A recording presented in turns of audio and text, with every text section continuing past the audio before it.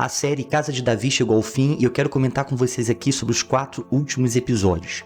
Tá correto biblicamente? Ficou legal? A produção foi boa? O que a gente tem para comentar sobre isso? Que produção foi essa? Já vou adiantar aqui que eu achei muito bem feito, que ficou muito legal, mas tem muita coisa pra gente conversar aqui.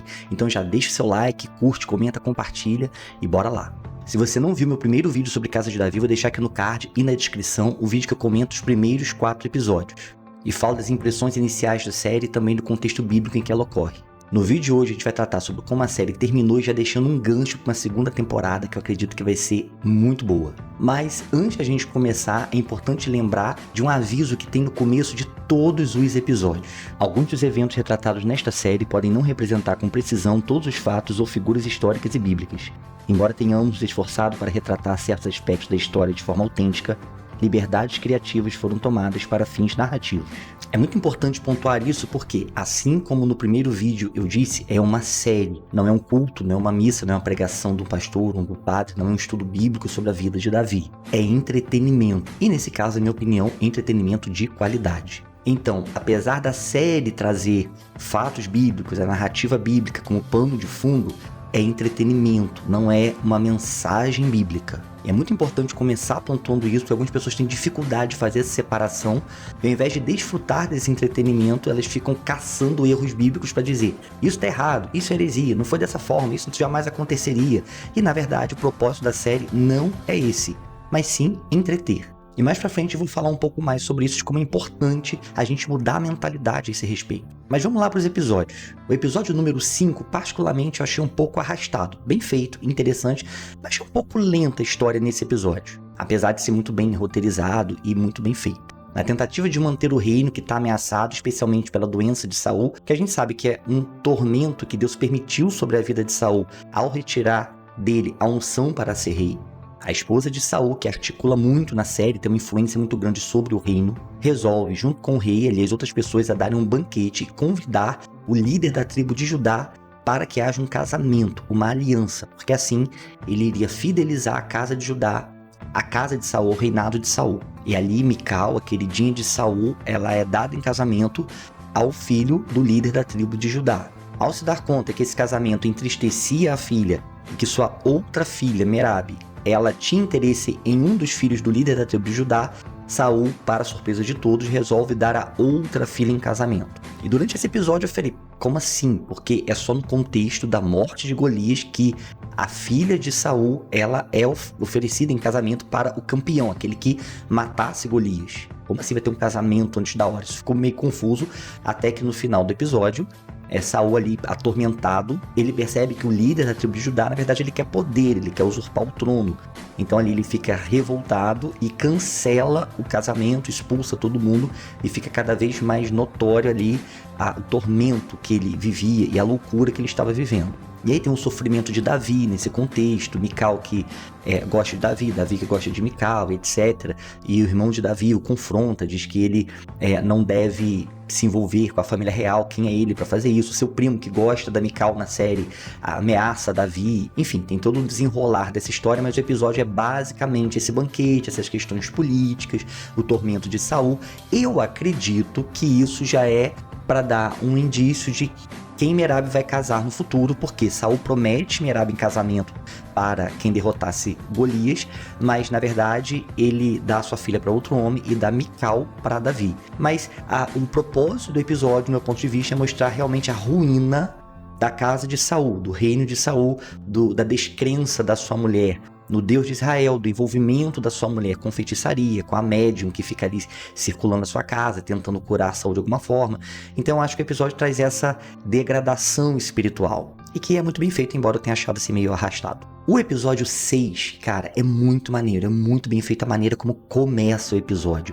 Apesar, assim, de biblicamente eu não concordar com o que é dito, eu vou dizer por quê, mas é muito bem feito. No vídeo anterior, eu indiquei um vídeo antigo que eu fiz sobre a existência de gigantes, os gigantes da Bíblia. Eu vou deixar também aqui no card, na descrição, para você dar uma olhada se você não viu.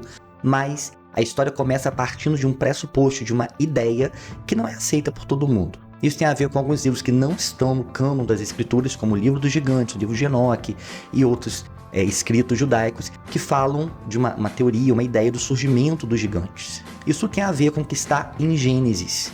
quando diz que os filhos de Deus tomaram as filhas dos homens e tiveram filhos com elas, e eles foram gigantes, homens valentes, de renome. Eles são aqueles chamados de Néfilins. E como filhos de Deus, no livro de Jó, se refere a anjos, há uma linha que acredita que os filhos de Deus aqui são os anjos caídos e que eles tomaram filhas dos homens e por serem anjos e mulheres, então nasceram gigantes, ou seja, algo anormal, que não era algo natural do ser humano. E eu discuto isso nesse vídeo que eu estou indicando, mas dando uma pincelada aqui brevemente.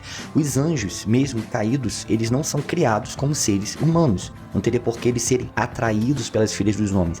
Ah, mas pode ter sido um ato de rebeldia, uma forma de se voltar contra Deus e atrapalhar a criação de Deus.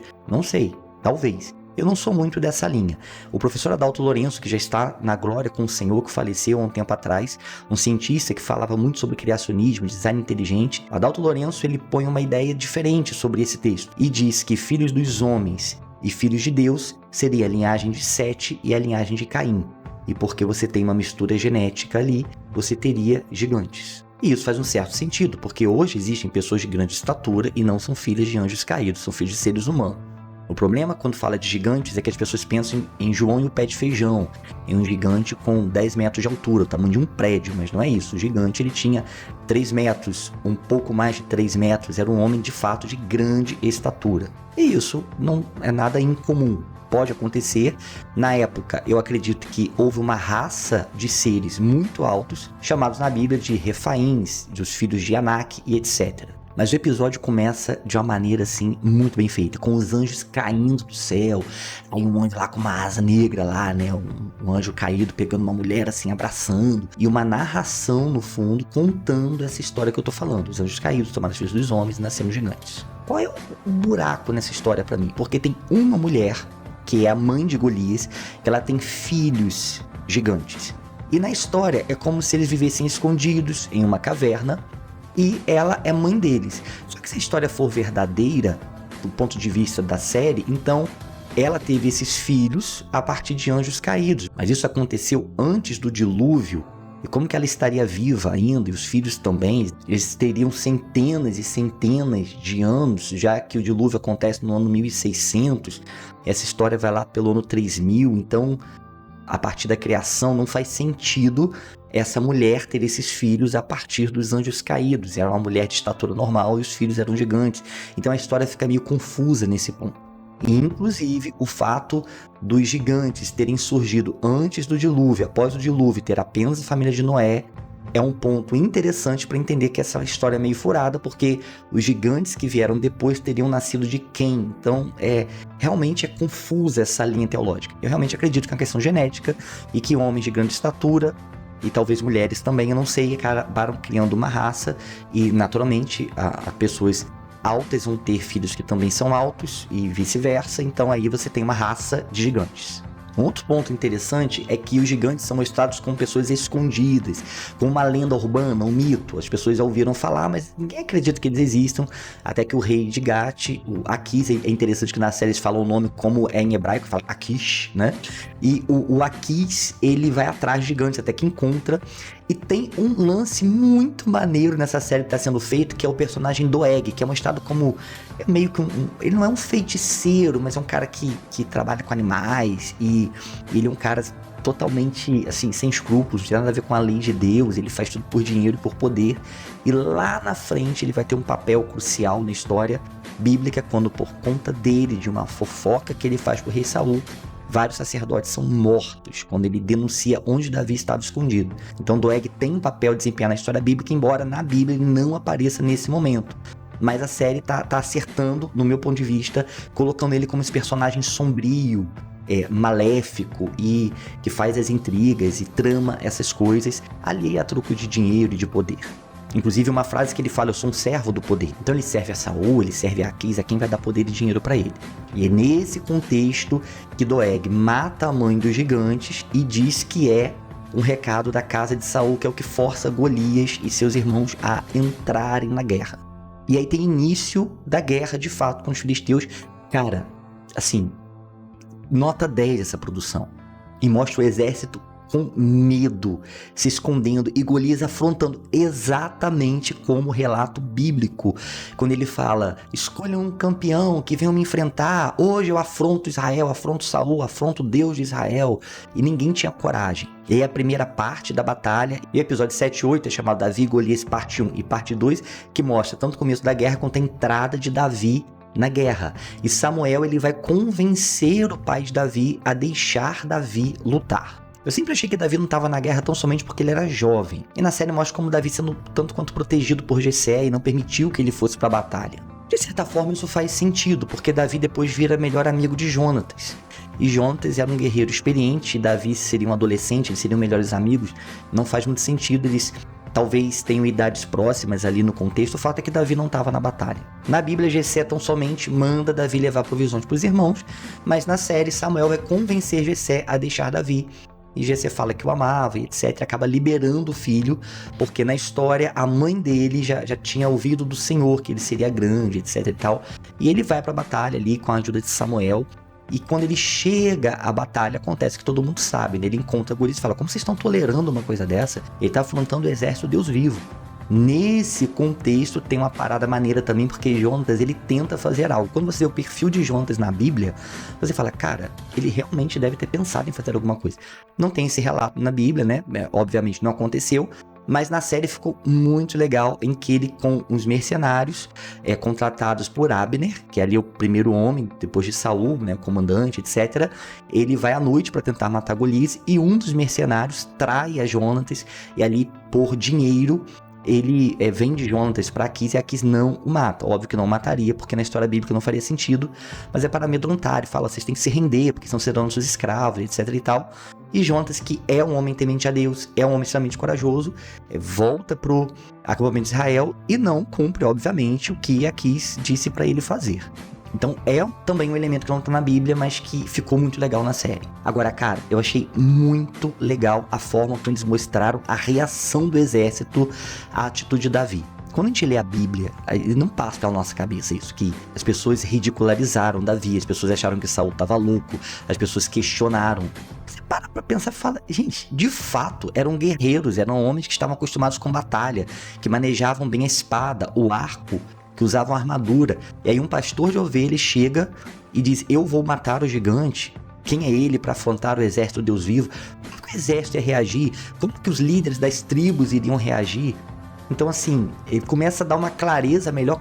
Cara, de fato, isso deve ter acontecido. Uma incredulidade dentro do exército de Israel, um desdém dos soldados para com Davi. Isso faz muito sentido. Então, Davi não enfrenta apenas Golias, Davi não enfrenta apenas o desdém dos seus irmãos, que não acreditavam nele, mas ele enfrenta também o desprezo do próprio exército. E é muito legal que Eliabe fala exatamente o que está no texto bíblico. Fala: eu conheço você muito bem, você só quer ver a batalha. Ou seja, você está aqui querendo fazer intriga, tumultuar, você não quer ajudar em nada. E diante de todo aquele cenário, Davi vai para a batalha. Aí tem uma emoção, né? O gigante acerta a lança do lado de Davi, tudo mais, que ele morreu, e agora, quem poderá nos defender? Eu! O Chapolin Colorado! Não contavam com minha astúcia? Então Davi atira com a funda, e é legal que, bem antes, em episódios anteriores, Davi, ele mostra a habilidade dele com a funda na festa que tem em Belém. Ele acerta o gigante que cai, e Davi, como diz a Bíblia, pega a espada de Golias e arranca a cabeça dele. E aí, nessa hora, vários do exército filisteu fogem, Israel se enche de coragem e começa a perseguir os filisteus, e acaba, sério, caraca, acabou agora. Nossa, por que agora? Né, podia ir mais um pouco. Enfim, eu acho que faltou nesse episódio antes Davi se interessar pela filha do rei, porque é prometido pelo rei que a família do vencedor de Golias seria isenta de impostos e que se casaria com a filha do rei. Então, assim, Davi se interessa por isso antes também, mas essa cena não existe. E Saul promete Merabe, né, a outra filha, que na Bíblia conta que ela vai ser dada em casamento a outra pessoa, mas Mical acaba casando com Davi. Eu acredito que a próxima temporada vai começar na batalha, no final da batalha, e que deve começar a desenvolver aí a amizade de Jonatas com Davi, né? E aí vai vir a questão de que Saul aumenta a sua inveja, os seus ciúmes, né? Quando as mulheres cantam: Saul matou seus milhares e Davi seus 10 milhares. Então Davi começa a ser perseguido e é bem provável que a próxima temporada seja todo esse tempo de perseguição até a coroação de Davi como rei. Isso é o que eu imagino que vai acontecer. Mas eu disse que ia voltar no assunto de falar da fidelidade bíblica, de que isso é uma série, não uma pregação. Cara, Hollywood tá cheio de porcaria. Agora, depois de tantos prejuízos financeiros, o cinema tá começando a abandonar a cultura woke. Tá voltando a fazer filmes raiz, sem lacração, etc. Mas mesmo estes filmes que a gente classifica como sem lacração, não tem nenhum valor cristão. Não tem nenhuma história bíblica, não tem nada que vincule o nosso Deus à história que está sendo contada. E a gente consome essas coisas. E não sai criticando o filme. A gente tá dizendo, gostei, não gostei. Mas sai aplaudindo e vê, às vezes, várias vezes o mesmo filme, mas toda vez que tem uma produção com a temática bíblica, a gente assume essa postura crítica, ácida e acha um monte de defeitos e fica dizendo que tá tudo errado e que não deveria ser feito. Então assim, eu repito, é entretenimento. Eu fico muito feliz de ver no Prime Video, que não tem nada a ver com produtora cristã, uma série feita seguindo a linha cronológica da Bíblia, que um personagem tão importante como o rei Davi, e que isso está sendo mostrado para o mundo, que pessoas às vezes que não têm contato nenhum com a igreja ou com a Bíblia estão vendo isso, e quem sabe não se interessam pela história de Davi, vão ler a respeito. Então assim, aproveita a série, relaxa, não é uma análise teológica, é uma série. Eu acho inclusive que a série pode ser usada como ponto de partida para uma discussão, para um ensino, e ao invés de achar os defeitos, a gente pode achar os valores, as questões, a fidelidade, a coragem de Samuel, a fidelidade, a coragem de Davi, a persistência de Jonatas em servir ao Senhor. Então eu acredito que tem muitos pontos positivos. Então gostei muito da série, eu espero que você tenha gostado também. Mas você é livre para discordar de mim. Se você achou que foi mal feito, que tinha que ser melhor, você não vai assistir a segunda temporada, deixa aqui nos comentários. Se você tá ansioso pela segunda temporada, comenta aqui também e vamos trocar uma ideia. Bom, muito obrigado por ter assistido o vídeo até aqui e a gente se vê num próximo vídeo.